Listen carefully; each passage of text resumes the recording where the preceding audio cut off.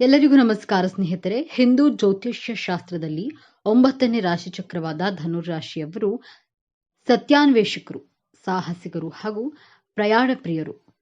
ಈ ವ್ಯಕ್ತಿಗಳು ವಿನೋದ ಪ್ರಿಯರು ಮತ್ತು ಉತ್ತಮ ಜೊತೆಗಾರರಾಗುವರು. ವಿಶ್ರಾಂತಿ ಪಡೆಯದೆ ಕುತೂಹಲದಿಂದ ಸತ್ಯವನ್ನ ಅನ್ವೇಷಿಸಲು ಸಿದ್ಧರಾಗುವವರು. ಇವರ ಪ್ರಾಮಾಣಿಕತೆ ಮತ್ತು ಅನ್ವೇಷಣೆಯ ಬುದ್ಧಿವಂತಿಕೆಯನ್ನು ನೋಡಿದ್ರೆ ಇವರು ಮುಖ ನೋಡಿ ವಸ್ತುಗಳನ್ನ ಕೊಳ್ಳುವವರಂತಿರುವುದಿಲ್ಲ. ಈ ರಾಶಿಯವರ ವೃತ್ತಿ ಜೀವನ, ವ್ಯಕ್ತಿತ್ವ, ಪ್ರೀತಿಯ ಜೀವನದ ಕುರಿತಾದ ಇನ್ನಷ್ಟು ಸಂಗತಿಗಳು ಇಲ್ಲಿದೆ. ಆತ್ಮೀಯ ಧನುರಾಶಿಯವರೇ, ನಿಮಗೆ ನಂಬಿದವರಿಂದಲೇ ಪದೇ ಪದೇ ಮೋಸ, ನಿಮ್ಮ ಒಳ್ಳೆತನವೇ ನಿಮಗೆ ಶಾಪ. ನಿಮ್ಮ ಮಾತು ಕಟುವಾದ್ರೂ ಮನಸ್ಸು ಬೆಣ್ಣೆ. ಆದ್ರೂ ನೀವು ಜನರಿಗೆ ಎಷ್ಟೇ ಸಹಾಯ ಮಾಡಿದ್ರೂ ಕೊನೆಗೆ ಸಿಗೋದು ಬರೀ ಅಪವಾದ ಮತ್ತು ಅವಮಾನ. ಧನುರಾಶಿಯವರ ಬದುಕಿನ ಈ ಕಟು ಸತ್ಯ ಯಾರಿಗೂ ಅರ್ಥವಾಗುತ್ತೆ ಹೇಳಿ? ಧನುರಾಶಿಯವರೇ, ನೀವು ಸಾಕ್ಷಾತ್ ಗುರುಗ್ರಹದ ಆಶೀರ್ವಾದ ಪಡೆದವರು. ಜ್ಞಾನ, ಬುದ್ಧಿವಂತಿಕೆ ಮತ್ತು ಧರ್ಮ ನಿಮ್ಮ ಉಸಿರು. ನೀವು ಹುಟ್ಟಿರೋದೇ ಜಗತ್ತಿಗೆ ದಾರಿ ತೋರಿಸೋದಕ್ಕೆ ಅಂತ ಶಾಸ್ತ್ರಗಳೇ ಹೇಳುತ್ತೆ. ನಿಮ್ಮ ವ್ಯಕ್ತಿತ್ವದಲ್ಲಿ ಒಂದು ಕಾಂತವಿದೆ, ನಿಮ್ಮ ನಗುವಿನಲ್ಲಿ ಒಂದು ಭರವಸೆ ಇದೆ. ಆದರೆ ಕನ್ನಡಿಯ ಮುಂದೆ ನಿಂತು ನಿಮ್ಮ ಕಣ್ಣುಗಳನ್ನ ಒಮ್ಮೆ ಆಳವಾಗಿ ನೋಡಿ. ಆ ಕಣ್ಣುಗಳಲ್ಲಿ ಅಡಗಿರುವಂತಹ ನೋವು ಯಾರಿಗಾದ್ರೂ ಕಾಣಿಸ್ತಾ ಇದೆಯಾ? ಇಡೀ ಊರಿಗೆ ಬುದ್ಧಿ ಹೇಳುವ ನೀವು, ಸಾವಿರಾರು ಜನರ ಸಮಸ್ಯೆ ಬಗೆಹರಿಸುವ ನೀವು, ಇಂದು ನಿಮ್ಮ ಸ್ವಂತ ಬದುಕಿನ ಸಮಸ್ಯೆಗಳ ಸುಳಿಯಲ್ಲಿ ಸಿಲುಕಿ ಒದ್ದಾಡ್ತಾ ಇದ್ದೀರಾ. ದೇವಸ್ಥಾನದ ಗಂಟೆಯಂತೆ ಎಲ್ಲರಿಗೂ ಶಬ್ದ ನೀಡುವ ನೀವು ಒಳಗೊಳಗೆ ಕಷ್ಟ ಅನುಭವಿಸ್ತಾ ಇದ್ದೀರಾ. ಧನುರಾಶಿಯವರೇ, ಒಂದು ಕಟುವಾದ ಸತ್ಯವನ್ನ ಇವತ್ತು ನೀವು ಒಪ್ಪಿಕೊಳ್ಳಲೇಬೇಕು. ನಿಮ್ಮನ್ನ ಸೋಲಿಸ್ತಾ ಇರೋದು ನಿಮ್ಮ ಶತ್ರುಗಳಲ್ಲ, ನಿಮ್ಮನ್ನ ತುಳಿತಾ ಇರೋದು ನಿಮ್ಮ ಅದೃಷ್ಟವೂ ಅಲ್ಲ. ಬದಲಾಗಿ ನಿಮ್ಮದೇ ಸ್ವಭಾವದ ಆ ಒಂದು ವಿಚಿತ್ರ ಗುಣ ನಿಮ್ಮ ಬದುಕಿಗೆ ಕೊಳ್ಳಿಡ್ತಾ ಇದೆ. ನಿಮ್ಮ ಸೋಲಿಗೆ, ನಿಮ್ಮ ಒಂಟಿತನಕ್ಕೆ ಕಾರಣ ಹೊರಗಿನ ಪ್ರಪಂಚ ಅಲ್ಲ, ಅದು ನಿಮ್ಮ ಒಳಗೆ ಅಡಗಿದೆ. ಈ ವಿಡಿಯೋ ಕೇವಲ ರಾಶಿ ಭವಿಷ್ಯ ಅಲ್ಲ, ಇದು ಧನುರಾಶಿಯವರ ಬದುಕಿನ ಕನ್ನಡಿ. ಇದನ್ನ ಪೂರ್ತಿಯಾಗಿ ನೋಡಿದ್ರೆ ನಿಮ್ಮ ಕಳೆದು ಹೋದ ನೆಮ್ಮದಿ ಮತ್ತು ರಾಜಯೋಗ ಮತ್ತೆ ನಿಮ್ಮದಾಗಬಹುದು. ಖಂಡಿತ ನಿಮ್ಮ ಆ ದೊಡ್ಡ ದೌರ್ಬಲ್ಯ ಯಾವುದು ಅಂತ ತಿಳಿಯುವ ಮುನ್ನ ಜಗತ್ತು ನಿಮ್ಮನ್ನ ಕಂಡು ಯಾಕೆ ಭಯ ಪಡುತ್ತೆ ಮತ್ತು ಗೌರವಿಸುತ್ತೆ ಅನ್ನೋದನ್ನ ಮೊದಲು ಅರ್ಥ ಮಾಡ್ಕೊಳ್ಳಿ.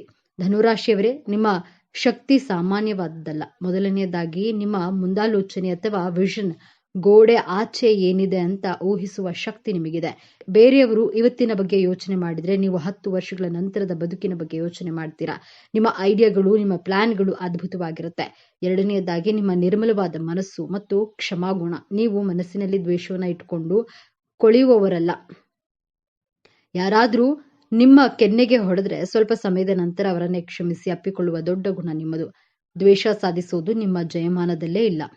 ಮೂರನೆಯದಾಗಿ ನಿಮ್ಮ ಹೋರಾಟದ ಮನೋಭಾವ. ಎಷ್ಟೇ ಕಷ್ಟ ಬರಲಿ, ಎಷ್ಟೇ ಸಾಲ ಆಗ್ಲಿ, ಬಿದ್ದಲ್ಲೇ ಒದ್ದಾಡ್ತಾ ಕೂರುವ ಜಯಮಾನ ನಿಮ್ಮದಲ್ಲ. ರಣ ಬೇಟೆಗಾರನಂತೆ ಮತ್ತೆ ಮತ್ತೆ ಎದ್ದು ಬರುವ ಛಲಗಾರರು ನೀವು. ಇಷ್ಟೆಲ್ಲ ದೈವ ಗುಣಗಳಿದ್ರು, ಇಷ್ಟೆಲ್ಲ ಬುದ್ಧಿವಂತಿಕೆ ಇದ್ರು ನೀವ್ಯಾಕೆ ಪದೇ ಪದೇ ಮೋಸ ಹೋಗ್ತಿದ್ದೀರಾ? ಅರ್ಹತೆ ಇಲ್ಲದವರ ಮುಂದೆ ಯಾಕೆ ತಲೆ ತಗ್ಗಿಸಿ ನಿಲ್ಲುವ ಪರಿಸ್ಥಿತಿ ಬರ್ತಾ ಇದೆ? ಇದಕ್ಕೆ ಕಾರಣ ನಿಮ್ಮ ಆ ಒಂದು ಮಾರಕ ದೌರ್ಬಲ್ಯ, ಅದೇ ಅತಿಯಾದ ನೇರನುಡಿ ಮತ್ತು ಕುರುಡು ನಂಬಿಕೆ. ಹೌದು, ನಿಮ್ಮ ನಾಲಿಗೆಯೇ ನಿಮ್ಮ ದೊಡ್ಡ ಶತ್ರು. ಸತ್ಯವನ್ನ ಸತ್ಯದ ರೀತಿಯಲ್ಲೇ ಹೇಳಬೇಕು ಅನ್ನೋದು ನಿಮ್ಮ ಸಿದ್ಧಾಂತ. ಆದರೆ ಆ ಸತ್ಯ ಬೇರೆಯವರಿಗೆ ಮುಳ್ಳಿನಂತೆ ಚುಚ್ಚುತ್ತದೆ ಅನ್ನೋದು ನಿಮಗೆ ಅರ್ಥವಾಗಲ್ಲ. ನೀವು ಮನಸ್ಸಿನಲ್ಲಿ ಯಾವುದೇ ಕಲ್ಮಶ ಇಲ್ಲದೆ ನೀವು ನೇರವಾಗಿ ಮಾತನಾಡ್ತೀರಾ. ಆದರೆ ಕೇಳಿಸಿಕೊಳ್ಳುವವರು ಅದನ್ನ ಅಹಂಕಾರ ಅಂತ ತಿಳ್ಕೊಳ್ತಾರೆ. ನೀವು ಪ್ರೀತಿಯಿಂದ ಬುದ್ಧಿ ಹೇಳಿದ್ರೂ ಜನ ಅದನ್ನ ಅವಮಾನ ಅಂತ ಭಾವಿಸ್ತಾರೆ. ಇದರಿಂದ ಏನಾಗ್ತಿದೆ ಗೊತ್ತಾ? ನೀವು ಯಾರ ಒಳಿತಿಗಾಗಿ ಮಾತನಾಡ್ತೀರೋ ಅವರೇ ನಿಮಗೆ ಬದ್ಧ ವೈರಿಗಳಾಗ್ತಾರೆ. ನೀವು ಕಷ್ಟಪಟ್ಟು ಕಟ್ಟಿದ ಸಂಬಂಧಗಳು ನಿಮ್ಮ ಒಂದೇ ಒಂದು ನೇರವಾದ ಮಾತಿನಿಂದ ಮುರಿದು ಬೀಳುತ್ತವೆ. ಇದರ ಜೊತೆಗೆ ನಿಮ್ಮ ಇನ್ನೊಂದು ದೌರ್ಬಲ್ಯ ಅಂದ್ರೆ ಎಲ್ಲರನ್ನ ನಿಮ್ಮ ಹಾಗೆ ಎಂದು ನಂಬುವುದು. ನಿಮ್ಮ ಮನಸ್ಸು ಹಾಲಿನಂತೆ ಶುದ್ಧವಾಗಿದೆ ಅಂತ ಎದುರಿಗಿರುವವರ ಮನಸ್ಸು ಕೂಡ ಹಾಗೆ ಇದೆ ಅಂತ ನಂಬ್ತೀರಾ. ಮೋಸಗಾರರನ್ನ, ನಾಟಕದ ಜನರನ್ನ ಗುರುತಿಸುವಲ್ಲಿ ನಿಮ್ಮ ಬುದ್ಧಿವಂತಿಕೆ ಸೋಲ್ತಿದೆ. ಧನುರಾಶಿಯವರೇ, ಈ ಗುಣ ನಿಮ್ಮ ಜೀವನವನ್ನ ಹೇಗೆ ಹಾಳು ಮಾಡ್ತಿದೆ ಅಂತ ಈ 3 ಘಟನೆಗಳನ್ನ ಗಮನಿಸಿ ನೋಡಿ. ಮೊದಲನೆಯದಾಗಿ ಕೃತಜ್ಞತೆ ಇಲ್ಲದ ಜನ. ನೀವು 10 ಜನಕ್ಕೆ ಸಹಾಯ ಮಾಡ್ತೀರಾ, ಅವರ ಕಷ್ಟಕ್ಕೆ ಹಣ ಕೊಡ್ತೀರಾ, ಊಟ ಹಾಕ್ತೀರಾ. ಆದ್ರೆ ಯಾವುದೋ ಒಂದು ಸಮಯದಲ್ಲಿ ನಿಮ್ಮ ಬಾಯಿಂದ ಬಂದ ಒಂದು ಸಿಟ್ಟಿನ ಮಾತು ಅಥವಾ ಒಂದು ಸಣ್ಣ ಕಟುವಾದ ಸತ್ಯದಿಂದಾಗಿ ಆ 10 ಜನ ನೀವು ಮಾಡಿದ ಉಪಕಾರವನ್ನು ಮರೆತು ಬಿಡ್ತಾರೆ. ಇವನು ಆಡೋ ಮಾತು ಸರಿ ಇಲ್ಲ, ಇವನು ಕೆಟ್ಟವನು ಅಂತ ನಿಮ್ಮನ್ನ ದೂರ ಮಾಡ್ತಾರೆ. ಸಮಾಜ ಸೇವೆ ಮಾಡಿ ಕೊನೆಗೆ ನೀವು ಒಂಟಿ ಆಗ್ತೀರಾ. ಮಾಡಿದ ಉಪಕಾರಕ್ಕೆ ನಿಮಗೆ ಸಿಗೋದು ಕೇವಲ ಅಪವಾದಗಳು ಮಾತ್ರ. ಎರಡನೆಯದಾಗಿ ಕೌಟುಂಬಿಕ ಅಶಾಂತಿ. ನೀವು ಮನೆಯವರ ಒಳಿತಿಗಾಗಿನೇ ಸ್ಟ್ರಿಕ್ಟ್ ಆಗಿರ್ತೀರಾ. ಶಿಸ್ತು ಕಲಿಸ್ತೀರಾ. ಆದರೆ ನಿಮ್ಮ ಮನೆಯವರಿಗೆ ನಿಮ್ಮ ಪ್ರೀತಿ ಕಾಣಲ್ಲ, ಕೇವಲ ನಿಮ್ಮ ಸಿಟ್ಟು ಮತ್ತು ನಿಮ್ಮ ಆರ್ಡರ್ಗಳು ಮಾತ್ರ ಕಾಣುತ್ತೆ. ಹೊರಗಿನ ಪ್ರಪಂಚಕ್ಕೆ ನೀವು ಗುರು ಆಗಬಹುದು, ಆದರೆ ಮನೆಯವರ ಕಣ್ಣಿಗೆ ನೀವು ಹಿಟ್ಲರ್ ತರ ಕಾಣಿಸ್ತೀರಾ. ಇದರಿಂದ ಮನಸ್ತಾಪಗಳು ಹೆಚ್ಚಾಗಿ ನೆಮ್ಮದಿಗಾಗಿ ಹೊರಗೆ ಅಲೆದಾಡುವಂತಹ ಪರಿಸ್ಥಿತಿ ನಿಮ್ಮದಾಗುತ್ತೆ. ಮೂರನೇದಾಗಿ ಆರ್ಥಿಕ ನಷ್ಟ. ಯಾರೋ ಬಂದು ಕಣ್ಣೀರು ಹಾಕಿದ್ರು ಅಂತ ಕರಗೋ ನೀವು ಅವರಿಗೆ ಸಾಲ ಕೊಡ್ತೀರಾ ಅಥವಾ ಜವಾಬ್ದಾರಿ ತಗೊಳ್ತೀರಾ. ದುಡ್ಡು ಹೋದ್ರೂ ಪರವಾಗಿಲ್ಲ, ಸಂಬಂಧ ಉಳಿಯಲಿ ಅಂತ ನೋಡ್ತೀರಾ. ಆದರೆ ದುಡ್ಡು ತೆಗೆದುಕೊಂಡವರು ನಿಮಗೆ ಕೊನೆಗೆ ಶತ್ರುಗಳಾಗಿ ಬದಲಾಗ್ತಾರೆ. ಕೈಯಲ್ಲಿದ್ದ ಹಣವು ಹೋಯ್ತು, ನಂಬಿದ ಜನರು ಹೋದ್ರು ಅನ್ನೋ ಸ್ಥಿತಿಗೆ ಬಂದು ನಿಲ್ತೀರಾ. ಧನುರಾಶಿಯವರೇ, ಬೇರೆಯವರ ತಪ್ಪುಗಳನ್ನ ತಿದ್ದುವ ಭರದಲ್ಲಿ ನಿಮ್ಮ ಬದುಕನ್ನ ನೀವು ಕಡೆಗಣಿಸ್ಕೊಳ್ತಿದ್ದೀರಾ. ಈಗ ಎಚ್ಚೆತ್ತುಕೊಳ್ಳುವಂತಹ ಸಮಯ ಬಂದಿದೆ. ನೀವು ಕಳೆದು ಹೋದ ಗೌರವ, ಹಣ ಮತ್ತು ನೆಮ್ಮದಿಯನ್ನು ವಾಪಸ್ ಪಡಿಬೇಕು ಅಂದ್ರೆ ನೀವು ಈ 3 ರಹಸ್ಯ ಬದಲಾವಣೆಗಳನ್ನ ಇವತ್ತೇ ಮಾಡ್ಕೊಳ್ಳಿ. ಮೊದಲನೆಯದಾಗಿ, ಸತ್ಯಕ್ಕೆ ಸಕ್ಕರೆ ಲೇಪನ ಮಾಡಿ ಕಹಿ ಸತ್ಯವನ್ನ ಹಾಗೆ ಹೇಳಬೇಡಿ. ಈ ಪ್ರಪಂಚಕ್ಕೆ ಸತ್ಯಕ್ಕಿಂತ ಸುಳ್ಳು ಹೆಚ್ಚು ಇಷ್ಟವಾಗುತ್ತೆ. ಹಾಗಾಗಿ ಮಾತನಾಡುವಾಗ ಎಚ್ಚರವಿರ್ಲಿ. ನಿಮ್ಮ ಮಾತುಗಳು ಹೂವಿನ ಹಾಗಿರ್ಲಿ, ಕತ್ತಿಯ ಆಗಲ್ಲ. ಮೌನವಾಗಿರೋದನ್ನ ಕಲಿಯಿರಿ. ಎಲ್ಲಿ ನಿಮ್ಮ ಮಾತಿಗೆ ಬೆಲೆ ಇಲ್ವೋ ಅಲ್ಲಿ ಮೂಕರಾಗಿ ಬಿಡಿ. ಅದರಿಂದ ನಿಮ್ಮ ಗೌರವ ಹೆಚ್ಚಾಗುತ್ತೆ ಹೊರತು ಕಡಿಮೆ ಆಗಲ್ಲ. ಎರಡನೆಯದಾಗಿ, ಎಮೋಷನಲ್ ಆಗಿ ಡಿಸಿಷನ್ ಅನ್ನ ತೆಗೆದುಕೊಳ್ಳೋದನ್ನ ನಿಲ್ಲಿಸಿ. ಯಾರೋ ಕಷ್ಟ ಅಂದ್ರು, ಯಾರೋ ಹೊಗಳಿದ್ರು ಅಂತ ತಕ್ಷಣ ನಂಬಬೇಡಿ. ಬುದ್ಧಿವಂತಿಕೆಯಿಂದ ಯೋಚಿಸಿ. ಎದುರಿಗಿರುವವರು ನಿಜವಾಗ್ಲೂ ಅರ್ಹರೇ ಅಥವಾ ನಾಟಕ ಮಾಡ್ತಿದ್ದಾರೆ ಅಂತ ಪರೀಕ್ಷೆ ಮಾಡಿ. ನಿಮ್ಮ ದಾನ ಧರ್ಮ ನಿಮ್ಮನ್ನೇ ಸಾಲಗಾರನಾಗಿ ಮಾಡುವ ಹಾಗಿದ್ರೆ ಆ ದಾನ ಧರ್ಮವನ್ನ ನಿಲ್ಲಿಸ್ಬಿಡಿ. ಮೊದಲು ನಿಮ್ಮ ಉದ್ಧಾರ, ಆಮೇಲೆ ಪರರ ಉದ್ಧಾರ ಅನ್ನೋದನ್ನ ಮರಿಬೇಡಿ.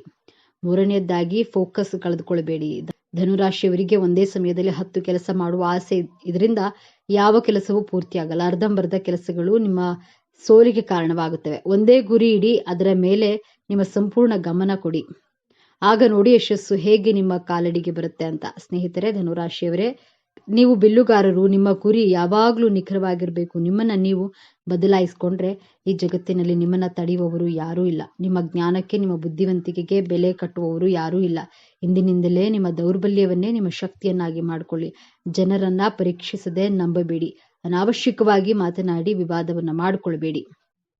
ಧನುರಾಶಿಯವರು ತಮ್ಮ ಜೀವನವನ್ನ ಇನ್ನಷ್ಟು ಉತ್ತಮಪಡಿಸಿಕೊಳ್ಳಲು ಕೆಲವು ಸಲಹೆಗಳು ಹೀಗಿವೆ. ಮಾತನಾಡುವ ಮುನ್ನ ಯೋಚಿಸಿ. ನಿಮ್ಮ ಸತ್ಯವು ಬೇರೆಯವರಿಗೆ ನೋವುಂಟು ಮಾಡದಂತೆ ಮೃದುವಾಗಿ ಹೇಳೋದನ್ನ ಕಲಿಯಿರಿ. ಪ್ರಾರಂಭಿಸಿದ್ದನ್ನ ಪೂರ್ಣಗೊಳಿಸಿ. ಒಂದೇ ಸಮಯದಲ್ಲಿ 10 ಕೆಲಸಗಳನ್ನ ಕೈಗೆತ್ತಿಕೊಳ್ಳುವ ಬದಲು ಒಂದೊಂದಾಗಿ ಸಂಪೂರ್ಣಗೊಳಿಸಿ. ಗುರುವನ್ನ ಆರಾಧಿಸಿ. ಪ್ರತಿದಿನ ಗುರುವನ್ನ, ಹಿರಿಯರನ್ನ ಮತ್ತು ಶಿಕ್ಷಕರನ್ನ ಗೌರವಿಸೋದ್ರಿಂದ ಹಾಗೂ ಓಂ ಬೃಹಸ್ಪತಿಯೇ ಮಂತ್ರವನ್ನ ಪಠಿಸೋದ್ರಿಂದ ಮನಸ್ಸಿಗೆ ಸ್ಥಿರತೆ ಮತ್ತು ಜೀವನದಲ್ಲಿ ಸ್ಪಷ್ಟತೆ ಸಿಗುತ್ತೆ. ಹಾಗಾದ್ರೆ ಧನುರಾಶಿ ಅಂದ್ರೆ ಕೇವಲ ತಿರುಗಾಟ, ಜವಾಬ್ದಾರಿ ಅಲ್ಲ. ಅವರೊಳಗೆ ಒಬ್ಬ ಮಹಾನ್ ತತ್ವಜ್ಞಾನಿ ಇದ್ದಾನೆ. ಸತ್ಯಕ್ಕಾಗಿ ಹೋರಾಡುವ ಗುಣವಿದೆ.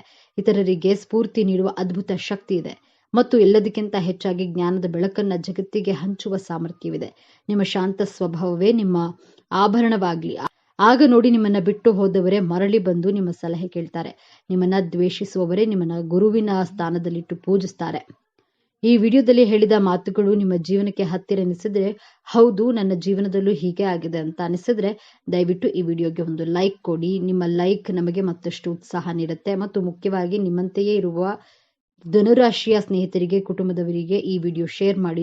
ಜ್ಯೋತಿಷ್ಯದ ಇಂತಹ ಗಹನವಾದ ಮತ್ತು ಸತ್ಯವಾದ ಸಂಗತಿಗಳನ್ನು ಸರಳವಾಗಿ ತಿಳಿದುಕೊಳ್ಳಲು ಮರೆಯದೆ ನಮ್ಮ ಚಾನೆಲ್ಗೆ ಸಬ್ಸ್ಕ್ರೈಬ್ ಆಗಿ ಬೆಲ್ ಐಕಾನ್ ಒತ್ತಿ. ನಿಮ್ಮ ಕಷ್ಟದ ದಿನಗಳ ಕಳೆದು ಹೋಗಲಿ, ಒಳ್ಳೆಯ ದಿನಗಳು ಬರಲಿ ಎಂದು ನಾವು ಹಾರೈಸ್ತೇವೆ. ನಿಮ್ಮ ಜೀವನದಲ್ಲಿ ನಿಮ್ಮ ಒಳ್ಳೆಯತನವನ್ನೇ ದುರ್ಬಳಕೆ ಮಾಡಿಕೊಳ್ಳುವವರು ಯಾರಾದರೂ ಇದ್ದಾರಾ?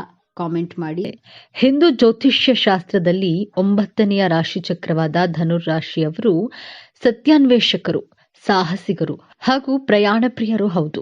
ಈ ವ್ಯಕ್ತಿಗಳು ವಿನೋದ ಪ್ರಿಯರು ಮತ್ತು ಉತ್ತಮ ಜೊತೆಗಾರರಾಗುವರು. ವಿಶ್ರಾಂತಿ ಪಡೆಯದೆ ಕುತೂಹಲದಿಂದ ಸತ್ಯವನ್ನ ಅನ್ವೇಷಿಸಲು ಸಿದ್ಧರಾಗಿರುವವರು. ಇವರ ಪ್ರಾಮಾಣಿಕತೆ ಮತ್ತು ಅನ್ವೇಷಣೆಯ ಬುದ್ಧಿವಂತಿಕೆಯನ್ನ ನೋಡಿದ್ರೆ ಇವರು ಮುಖ ನೋಡಿ ವಸ್ತುಗಳನ್ನ ಕೊಳ್ಳುವಂತವರಲ್ಲ. ಈ ರಾಶಿಯವರ ವೃತ್ತಿ ಜೀವನ, ವ್ಯಕ್ತಿತ್ವ, ಪ್ರೀತಿಯ ಜೀವನದ ಕುರಿತಾದ ಇನ್ನಷ್ಟು ಸಂಗತಿಗಳು ಇಲ್ಲಿದೆ. ಧನುರಾಶಿಯವರು ನಿಮ್ಮ ಜೀವನದಲ್ಲಿ ಗೆಲ್ಲಲು ಯಾವ 5 ಅಭ್ಯಾಸಗಳನ್ನ ಬದಲಾಯಿಸಿಕೊಳ್ಬೇಕು ಎಂಬಂತಹ ವಿಚಾರಗಳನ್ನ ಈ ವಿಡಿಯೋದಲ್ಲಿ ತಿಳಿಸಿಕೊಡಲಿದ್ದೇನೆ. ಅದಕ್ಕೂ ಮುಂಚೆ ನೀವೇನು ನಮ್ಮ ಚಾನೆಲ್ಗೆ ಸಬ್ಸ್ಕ್ರೈಬ್ ಆಗಿಲ್ಲ ಅಂದ್ರೆ ಈಗಲೇ ಸಬ್ಸ್ಕ್ರೈಬ್ ಆಗಿ, ಹಾಗೆ ವಿಡಿಯೋನ ಲೈಕ್ ಮಾಡಿ, ವಿಡಿಯೋನ ಸ್ಕಿಪ್ ಮಾಡದೆ ಕೊನೆ ತನಕ ನೋಡಿ. ಎಲ್ಲರೂ ಭಕ್ತಿಯಿಂದ ಓಂ ಶ್ರೀ ಮಹಾಲಕ್ಷ್ಮಿ ನಮಃ ಅಂತ ಕಾಮೆಂಟ್ ಮಾಡಿ. ಕಾಲಪುರುಷನ ಕುಂಡಲಿಯಲ್ಲಿ ಧನುರಾಶಿ 9ನೇ ರಾಶಿಯಾಗಿದೆ. ಈ ರಾಶಿಯ ಅಧಿಪತಿ ಗುರುಗ್ರಹ. ಧನುರಾಶಿಯವರು ನಿಮ್ಮ ಜೀವನವನ್ನ ಗೆಲ್ಲಲು ಬದಲಾಯಿಸಿಕೊಳ್ಬೇಕಾದಂತಹ ಮೊದಲನೆಯ ಅಭ್ಯಾಸ ಧನುರಾಶಿಯವರು ಇಂಪೇಷನ್ಸ್ ಆಗಿರ್ತಾರೆ. ಯಾಕಂದ್ರೆ ಇವರಿಗೆ ತಾಳ್ಮೆ ಕಡಿಮೆ. ಇದು ಅಗ್ನಿತತ್ವ ರಾಶಿ. ಮೇಷರಾಶಿ, ಸಿಂಹರಾಶಿ, ಧನುರಾಶಿ ಈ ಮೂರೂ ರಾಶಿಗಳು ಅಗ್ನಿತತ್ವ ರಾಶಿಗಳು. ನಿಮ್ಮ ಒಳಗಿರುವಂತಹ ಕಿಚ್ಚಿನಿಂದ ಬಹಳ ಬೇಗ ಕೆಲಸಗಳನ್ನ ಮಾಡಿ ಮುಗಿಸಬೇಕೆಂದು ಆತುರ ಪಡುವುದು ನಿಮ್ಮ ಸ್ವಭಾವ. ನಿಮ್ಮ ಈ ಆತುರ ಬುದ್ಧಿಯಿಂದ ನಿಮ್ಮ ಮ್ಯಾರಿಡ್ ಲೈಫ್, ಲವ್ ಲೈಫ್ನಲ್ಲಿ, ಪ್ರೊಫೆಷನಲ್ ಲೈಫ್ನಲ್ಲಿ ಮಿಸ್ಅಂಡರ್ಸ್ಟ್ಯಾಂಡಿಂಗ್ ಬರುತ್ತೆ. ನಿಮ್ಮ ಮನಸ್ಸಿಗೆ ಕಿರಿಕಿರಿ ಆಗುತ್ತೆ. ಯಾರು ನನ್ನ ಮಾತನ್ನ ಕೇಳೋದಿಲ್ಲ, ಸರಿಯಾಗಿ ರಿಯಾಕ್ಟ್ ಮಾಡೋದಿಲ್ಲ ಎಂದು ನಿಮ್ಮ ಮನಸ್ಸಿನಲ್ಲಿಯೇ ಬೇಜಾರು ಮಾಡಿಕೊಳ್ತೀರಾ. ಈ ನಿಮ್ಮ ಆತುರ ಬುದ್ಧಿಯಿಂದ ನಿಮ್ಮ ಕೆಲಸ ಕಾರ್ಯಗಳಿಗೆ, ಸಂಬಂಧಗಳಲ್ಲಿ ಅಸಂತುಷ್ಟರಾಗಿರ್ತೀರಾ. ಆದ್ದರಿಂದ ತಾಳ್ಮೆ, ಸಮಾಧಾನದಿಂದ ಇರಲು ಪ್ರಯತ್ನಿಸಿ.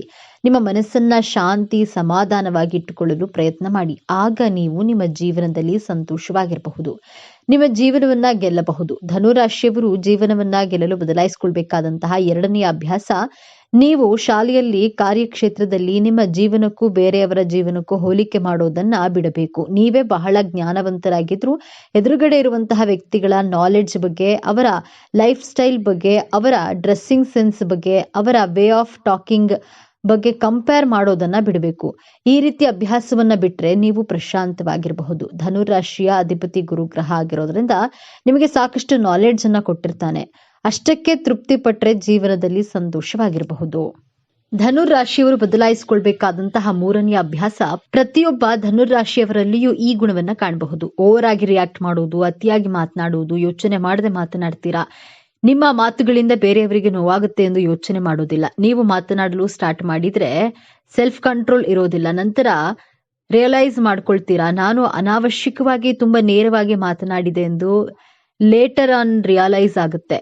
ಬಟ್ ನಿಮ್ಮ ಲೈಫ್ ಪಾರ್ಟ್ನರ್, ನಿಮ್ಮ ಕೊಲೀಗ್ಸ್, ನಿಮ್ಮ ಮಕ್ಕಳು ಅಥವಾ ನಿಮ್ಮ ಆಪೋಸಿಟ್ ನಲ್ಲಿರುವಂತಹ ಪರ್ಸನ್ ನಿಮಗೆ ತುಂಬಾ ಆಟಿಟ್ಯೂಡ್ ಇದೆ ಎಂದು ನಿಮ್ಮಿಂದ ದೂರ ಹೋಗ್ತಾರೆ ಅಥವಾ ನಿಮ್ಮ ಹತ್ತಿರ ಕಡಿಮೆ ಮಾತನಾಡಲು ಸ್ಟಾರ್ಟ್ ಮಾಡ್ತಾರೆ, ನಿಮ್ಮನ್ನ ಅವಾಯ್ಡ್ ಮಾಡ್ತಾರೆ. ಆದ್ದರಿಂದ ನೀವು ತಾಳ್ಮೆಯಿಂದ ಯೋಚಿಸಿ ಮಾತನಾಡುವುದನ್ನ ಅಭ್ಯಾಸ ಮಾಡ್ಕೊಳ್ಳಿ. ಮಾತು ಆಡಿದ್ರೆ ಹೋಯ್ತು, ಮುತ್ತು ಹೊಡೆದ್ರೆ ಹೋಯ್ತು. ಹಾಗೆಯೇ ಒಂದು ಸಾರಿ ಮಾತನಾಡಿದ ಮೇಲೆ ಆ ಮಾತಿನಿಂದ ಎದುರುಗಡೆ ಇರುವಂತಹ ವ್ಯಕ್ತಿಗೆ ಆಗಿರುವಂತಹ ದುಃಖವನ್ನ ಹಿಂದಕ್ಕೆ ಪಡೆಯಲು ಸಾಧ್ಯವಿಲ್ಲ. ಧನುರಾಶಿಯವರು ಬದಲಾಯಿಸಿಕೊಳ್ಬೇಕಾದಂತಹ ನಾಲ್ಕನೆಯ ಅಭ್ಯಾಸ, ಯಾವ ಕೆಲಸಕ್ಕೆ ಎಷ್ಟು ಸಮಯ ಕೊಡಬೇಕೋ ಆ ಕೆಲಸಕ್ಕೆ ಅಷ್ಟೇ ಸಮಯ ಕೊಡೋದಿಲ್ಲ. ಈ ಕಾರಣದಿಂದ ನಿಮ್ಮ ಕರಿಯರ್ ಲೈಫ್ ನಲ್ಲಿ ಸಿಗಬೇಕಾದಂತಹ ಸಕ್ಸಸ್ ಸಿಗೋದಕ್ಕೆ ತುಂಬಾ ಲೇಟ್ ಆಗಬಹುದು. ಒಂದು ಕೆಲಸವನ್ನ ಬೇಗ ಬೇಗ ಮಾಡಿ ಮುಗಿಸ್ಬೇಕು ಎಂಬಂತಹ ಆತುರ ಬುದ್ಧಿಯಿಂದ ಬೇಗನೆ ಇನ್ನೊಂದು ಕೆಲಸವನ್ನ ಸ್ಟಾರ್ಟ್ ಮಾಡ್ತೀರಾ. ಎರಡು ಕಡೆ ಗಮನ ಕೊಡಲು ಸಾಧ್ಯವಾಗದೆ ನಿಮ್ಮ ಕೆಲಸ ಕಾರ್ಯಗಳು ಸಕ್ಸಸ್ ಆಗೋದಿಲ್ಲ. ತುಂಬಾ ಸ್ಟೇಬಲ್ ಆಗಿ ಗಮನವಿಟ್ಟು ಕೆಲಸ ಮಾಡಲು ಸ್ಟಾರ್ಟ್ ಮಾಡಿದ್ರೆ ತುಂಬಾ ಒಳ್ಳೆಯದು. ಸರಿಯಾಗಿ ಪ್ಲಾನ್ ಅನ್ನ ರೆಡಿ ಮಾಡ್ಕೊಳ್ಳಿ. ಯಾವ ಕೆಲಸಕ್ಕೆ ಎಷ್ಟು ಸಮಯವನ್ನ ಕೊಡಬೇಕು ಅಷ್ಟು ಕೊಟ್ರೆ ನಿಮ್ಮ ಗುರಿಯನ್ನ ಬಹಳ ಸುಲಭವಾಗಿ ತಲುಪಬಹುದು. ಧನುರಾಶಿಯವರು ಬದಲಾಯಿಸಿಕೊಳ್ಬೇಕಾದಂತಹ ಐದನೆಯ ಅಭ್ಯಾಸ, ನೀವು ಎಲ್ಲರ ಜೊತೆ ಅಷ್ಟು ಈಸಿಯಾಗಿ ಮಿಂಗಲ್ ಆಗೋದಿಲ್ಲ, ಅಡ್ಜಸ್ಟ್ ಮಾಡಿಕೊಳ್ಳುವವರಲ್ಲ. ಎದುರುಗಡೆ ಇರುವಂತಹ ವ್ಯಕ್ತಿಗಳು ನಿಮ್ಮನ್ನ ಅರ್ಥ ಮಾಡಿಕೊಂಡ್ರೆ ಅಥವಾ ಅಡ್ಜಸ್ಟ್ ಮಾಡಿಕೊಂಡ್ರೆ ಅವರ ಜೊತೆ ಮಿಂಗಲ್ ಆಗ್ತೀರಾ. ಇಲ್ಲದಿದ್ರೆ ನೀವಂತೂ ಯಾವುದೇ ಕಾರಣಕ್ಕೂ ಅಡ್ಜಸ್ಟ್ ಆಗೋದಿಲ್ಲ. ನಿಮ್ಮ ಹಠ, ನಿಮ್ಮ ಕೋಪವನ್ನ ಖಂಡಿತವಾಗಿಯೂ ಬಿಡಲೇಬೇಕು. ನಿಮ್ಮ ಪರ್ಸನಲ್ ಲೈಫ್ ಆಗ್ಲಿ, ಪ್ರೊಫೆಷನಲ್ ಲೈಫ್ ಆಗ್ಲಿ, ನೀವು ಅಡ್ಜಸ್ಟ್ ಮಾಡ್ಕೊಳ್ಳೋದನ್ನ ಕಲಿತಿದ್ರೆ ಖಂಡಿತವಾಗಿಯೂ ನೀವು ದುಃಖವನ್ನ ಪಡಬೇಕಾಗುತ್ತೆ. ನಿಮ್ಮ ಜೀವನದ ಯಶಸ್ಸಿಗೆ ಈ ನಿಮ್ಮ ಅಭ್ಯಾಸವು ಅಡ್ಡಿಯಾಗುತ್ತೆ. ಈ ಮೇಲೆ ತಿಳಿಸಿದಂತಹ 5 ಅಭ್ಯಾಸಗಳನ್ನು ಬದಲಾಯಿಸಿಕೊಳ್ಳಲು ಪ್ರಯತ್ನ ಮಾಡಿ. ನಿಮ್ಮ ಜೀವನವನ್ನ ಖಂಡಿತವಾಗಿಯೂ ಗೆಲ್ಲಬಹುದು. ನೀವು ಧನುರಾಶಿಯಲ್ಲಿಯೇ ಜನಿಸಲು ಕಾರಣವನ್ನ ನೋಡೋಣ. ಪ್ರಾಕೃತಿಕ ಕುಂಡಲಿಯ ಭಾಗಸ್ಥಾನದಲ್ಲಿ ಧನುರಾಶಿ ಕಂಡು ಬರುತ್ತೆ. ಗುರುದೇವನ ರಾಶಿಯಾಗಿದೆ. ಗುರು ಎಂದ್ರೆ ಮೋಕ್ಷಕಾರಕ, ಗುರು ಎಂದರೆ ಜೀವಕಾರಕ. ಧರ್ಮ, ಅರ್ಥ, ಕಾಮ, ಮೋಕ್ಷದ ದೃಷ್ಟಿಯಿಂದ ನೋಡೋದಾದ್ರೆ ಧನುರಾಶಿ ಧರ್ಮಸ್ಥಾನದಲ್ಲಿ ಕಂಡು ಬರುತ್ತೆ. ಧಾರ್ಮಿಕ, ಕಾರ್ಮಿಕ ದೃಷ್ಟಿಯಿಂದ ನೀವು ಧನುರಾಶಿಯಲ್ಲಿ ಜನಿಸಿರ್ತೀರಾ. ನಿಮಗೆ ಸರಿಯಾದ ವಯಸ್ಸಿನಲ್ಲಿ ಸರಿಯಾದ ದಶಭುಕ್ತಿಗಳು ಪ್ರಾರಂಭವಾಗೋದ್ರಿಂದ ನೀವು ಅಂದುಕೊಂಡ ಗುರಿ, ಉದ್ದೇಶಗಳನ್ನ ತಲುಪ್ತೀರಾ. ನಿಮ್ಮ ಪಂಚಮ ಸ್ಥಾನದಲ್ಲಿ ಮೇಷರಾಶಿ ಬರುತ್ತೆ. ಮೇಷರಾಶಿ ಅಧಿಪತಿ ಮಂಗಳ ಗ್ರಹ ಹಾಗೂ ಮೇಷರಾಶಿ ಅಗ್ನಿತತ್ವ ರಾಶಿ. ನೀವು ನಿಮ್ಮ ಪೂರ್ವ ಜನ್ಮದಲ್ಲಿಯೂ ತುಂಬಾ ಎನರ್ಜೆಟಿಕ್ ಆಗಿ ಬಹಳ ನಿಸ್ವಾರ್ಥ ಸೇವೆಯನ್ನ, ಸರ್ಕಾರಕ್ಕೆ, ಸೇನೆ ಸಂಬಂಧಿಸಿದಂತಹ ಸೇವೆಗಳನ್ನ ಮಾಡಿರೋದ್ರಿಂದ ಈ ಜನ್ಮದಲ್ಲಿ ಧನುರಾಶಿಯಲ್ಲಿ ಜನಿಸಿರ್ತೀರಾ. ಈ ಜನ್ಮದಲ್ಲಿಯೂ ನಿಮ್ಮ ಹಿಂದಿನ ಜನ್ಮದ ನೆನಪುಗಳು ನಿಮ್ಮ ಸ್ಮೃತಿ ಪಟಲದಲ್ಲಿ ಇದ್ದೇ ಇರುತ್ತೆ. ಆ ಎನರ್ಜಿ, ಆ ಇಂಟರ್ಮೇಷನ್ ತ್ಯಾಗ ಪ್ರವೃತ್ತಿ ಮುಂದುವರಿಯುತ್ತದೆ. ಧನುರಾಶಿಯು ಅಗ್ನಿತತ್ವ ರಾಶಿ ಆಗಿರೋದ್ರಿಂದ ನಿಮ್ಮ ಗುರಿ ಉದ್ದೇಶಗಳ ಕಡೆ ಬೆಂಕಿಯ ರೀತಿ ಪ್ರಯತ್ನವನ್ನ ಮಾಡ್ತೀರಾ. ಧನುರಾಶಿ ಅಥವಾ ಧನು ಲಗ್ನದಲ್ಲಿ ಜನಿಸಿದರೆ ಇವರು ಸಮಾಜಕ್ಕಾಗಿ, ದೇಶಕ್ಕಾಗಿ, ತನ್ನ ಧರ್ಮಕ್ಕಾಗಿ ನಿಸ್ವಾರ್ಥ ಸೇವೆಯನ್ನ ಮಾಡುವರು. ಸಮಾಜದ ಉದ್ಧಾರಕ್ಕಾಗಿ, ಸಮಾಜ ಕಲ್ಯಾಣಕ್ಕಾಗಿ ಜನಿಸಿದವರಾಗಿರ್ತೀರಿ. ಧನುರಾಶಿಯವರಿಗೆ ಜೀವನದ ಜವಾಬ್ದಾರಿಗಳನ್ನ ಯಾರು ಕಲಿಸುವಂತಹ, ನೆನಪಿಸುವಂತಹ ಅವಶ್ಯಕತೆನೇ ಬರೋದಿಲ್ಲ. ನೀವು ರಸ್ತೆಯಲ್ಲಿ ಪೇಪರ್ ಎಸೆಯಲು ಸಹ ಇಷ್ಟಪಡೋದಿಲ್ಲ. ನಿಮಗೆ ಸಮಾಜದ ಬಗ್ಗೆ ವಿಶೇಷವಾದಂತಹ ಪ್ರೀತಿ, ಕಾಳಜಿ ಇದ್ದೇ ಇರುತ್ತೆ. ನಕ್ಷತ್ರದ ಆಧಾರದ ಮೇಲೆ ನೋಡೋದಾದ್ರೆ ಧನುರಾಶಿಯಲ್ಲಿ ಮೂಲ ನಕ್ಷತ್ರ, ಉತ್ತರಾಷಾಢ ನಕ್ಷತ್ರ, ಪೂರ್ವಾಷಾಢ ನಕ್ಷತ್ರಗಳು ಕಾಣಬಹುದು.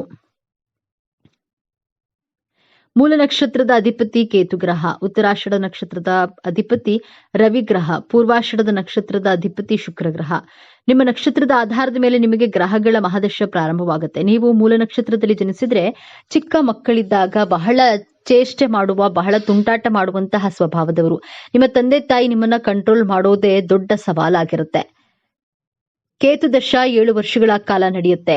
ನಂತರ ಶುಕ್ರ ದಶ ಪ್ರಾರಂಭವಾಗುತ್ತೆ. ಜೀವನದಲ್ಲಿ ಬಹಳ ಆನಂದಮಯವಾಗಿರ್ತೀರಾ, ನೀವು ಸಂತೋಷವಾಗಿರ್ತೀರಾ. ಜೊತೆಗೆ ನಿಮ್ಮ ಸುತ್ತಮುತ್ತಲಿನವರನ್ನ ಸಂತೋಷವಾಗಿಟ್ಕೊಳ್ತೀರಾ. ತನ್ನ ಕೆಲಸದ ಮೇಲೆ ಗಮನ ಹರಿಸುವರು. ಧನುರಾಶಿಯ ಮಕ್ಕಳಿಗೆ ಓದಿಕೊಳ್ಳಿ, ಬರೆದುಕೊಳ್ಳಿ ಎಂದು ಹೇಳುವಂತಹ ಅವಶ್ಯಕತೆ ಇರೋದಿಲ್ಲ. ಆಟ ಆಡುವಾಗ ಆಟವಾಡ್ತಾರೆ, ಓದುವಾಗ ಓದಿಕೊಳ್ತಾರೆ. ಬಹಳ ಬುದ್ಧಿವಂತರು. ಧನುರಾಶಿ ಧನು ಲಗ್ನವಾಗಿದ್ದು ಸಿಂಹರಾಶಿಯಲ್ಲಿ ಸೂರ್ಯಗ್ರಹ ಸ್ಥಿತವಾಗಿದ್ರೆ ಸೂರ್ಯ ದಶ ಕಾಲದಲ್ಲಿ ನಿಮಗೆ ಗವರ್ನಮೆಂಟ್ ಕೆಲಸ ಸಿಕ್ಕೇ ಸಿಗುತ್ತೆ. ಪೂರ್ವಾಷಾಢ ನಕ್ಷತ್ರದಲ್ಲಿ ಜನಿಸಿದವರಿಗೆ ಮೊದಲಿಗೆ ಶುಕ್ರ ಗ್ರಹದ ಮಹಾದಶ 6 ಪ್ರಾರಂಭವಾಗುತ್ತದೆ. ಸೌಂದರ್ಯವಂತರು. ನಿಮ್ಮ ಕುಟುಂಬದಲ್ಲಿ ಎಲ್ಲರಿಗೂ ಪ್ರೀತಿ ಪಾತ್ರರಾಗಿರ್ತೀರಿ. ನಿಮ್ಮಲ್ಲಿ ಕಲೆ, ಸಾಹಿತ್ಯ, ಸಂಗೀತ ಬಗ್ಗೆ ವಿಶೇಷ ಒಲವು, ಆಸಕ್ತಿ ಇರುತ್ತೆ. ಜೀವನದಲ್ಲಿ ಬರುವಂತಹ ಚಾಲೆಂಜಸ್ ಗಳನ್ನ ಪಾಸಿಟಿವ್ ಆಗಿ ತೆಗೆದುಕೊಂಡು ಜೀವನವನ್ನ ಸಾಗಿಸ್ತೀರಾ. ನೀವು ಉತ್ತರಾಷಾಢ ನಕ್ಷತ್ರ, ನಿಮಗೆ ಸೂರ್ಯನ ಮಹಾದಶ ಪ್ರಾರಂಭವಾಗುತ್ತೆ. ಈ ಎರಡೂ ನಕ್ಷತ್ರದವರಿಗಿಂತ ಉತ್ತರಾಷಾಢ ನಕ್ಷತ್ರದವರು ವಿಭಿನ್ನವಾಗಿರ್ತೀರಾ. ಬಹಳ ಗಂಭೀರ ಸ್ವಭಾವದವರು. ಯಾವುದೇ ವಿಚಾರಗಳನ್ನ ಬಹಳ ಬೇಗ ಗಂಭೀರವಾಗಿ ಮಾಡ್ತೀರಾ. ನಾಯಕತ್ವದ ಗುಣದವರು. ನೀವು ವಯಸ್ಸಿನಲ್ಲಿ ಚಿಕ್ಕವರಾದ್ರೂ ನಿಮ್ಮ ಆಲೋಚನೆ ಮಾಡುವಂತಹ ರೀತಿ, ತೀರ್ಮಾನ ತೆಗೆದುಕೊಳ್ಳುವಂತಹ ರೀತಿ ಬಹಳ ವಿಶೇಷವಾಗಿರುತ್ತೆ, ವಿಭಿನ್ನವಾಗಿರುತ್ತೆ. ನಿಮ್ಮ ಸುತ್ತಮುತ್ತಲಿನವರು ನಿಮ್ಮ ಆಲೋಚನೆ, ನಿಮ್ಮ ಕಾರ್ಯಕ್ಷಮತೆ, ನಿಮ್ಮ ತೀರ್ಮಾನಗಳನ್ನ ನೋಡಿ ಆಶ್ಚರ್ಯಚಕಿತರಾಗೋದ್ರಲ್ಲಿ ಸಂದೇಹವೇ ಇಲ್ಲ. ಅಷ್ಟು ಚೆನ್ನಾಗಿ ತೀರ್ಮಾನಗಳನ್ನ ತುಂಬಾ ಮೆಚೋರ್ಡ್ ಆಗಿ ತೆಗೆದುಕೊಳ್ತೀರಾ. ಇಷ್ಟು ಚಿಕ್ಕ ವಯಸ್ಸಿಗೆ ಅಷ್ಟು ಬುದ್ಧಿ ಇದೆ ಎಂದು, ಎಷ್ಟು ಜ್ಞಾನವಿದೆ ಎಂದು ಆಶ್ಚರ್ಯಚಕಿತರಾಗ್ತಾರೆ. ನಿಮ್ಮ ಮನಸ್ಸಿನ ಇಚ್ಛೆಗಳನ್ನ ಈಡೇರಿಸಿಕೊಂಡು ನಿಮ್ಮ ಗುರಿಗಳನ್ನ ತಲುಪಿ ಮೋಕ್ಷ ಪಡೆಯುವುದಕ್ಕಾಗಿ ಧನುರಾಶಿಯಲ್ಲಿ ನಿಮ್ಮ ಜನನವಾಗಿದೆ. ಧರ್ಮ ಹಾಗೂ ಮೋಕ್ಷದ ದಾರಿಯಲ್ಲಿಯೇ ನಡೆಯುತ್ತೀರಾ.